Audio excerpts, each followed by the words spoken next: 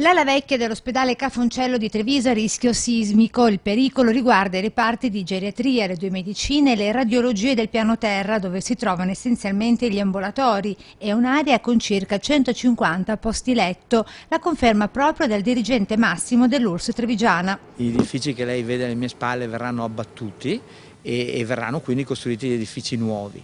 Per quanto riguarda qualche edificio attualmente esistente, che già ha delle caratteristiche importanti per quanto riguarda le scosse antisismiche, verranno solo sostanzialmente rinforzati e portati alla nuova normativa che è uscita da poco e quindi con tutti i requisiti che sono legati alla nuova normativa. Per l'intervento strutturale ci vorrebbe un investimento importante, compreso tra gli 8 e i 10 milioni di euro, cifra che verrà ridimensionata con l'avvio della Cittadella della Salute, il nuovo polo ospedaliero grazie al quale ogni ala risulterà a norma secondo il piano antisismico, rassicura Benazzi. Con la costruzione ex novo e quindi anche con tutti i requisiti antisismici previsti dalla normativa, di tutta un'area importante che riguarda tutte le degenze, tutte le sale operatorie, tutte le attività tecnologiche e ovviamente anche tutta la parte poliambulatoriale e ambulatoriale. Rassicurazione anche per l'ospedale di Vittorio Veneto con un piano antisismico di oltre 6 milioni di euro.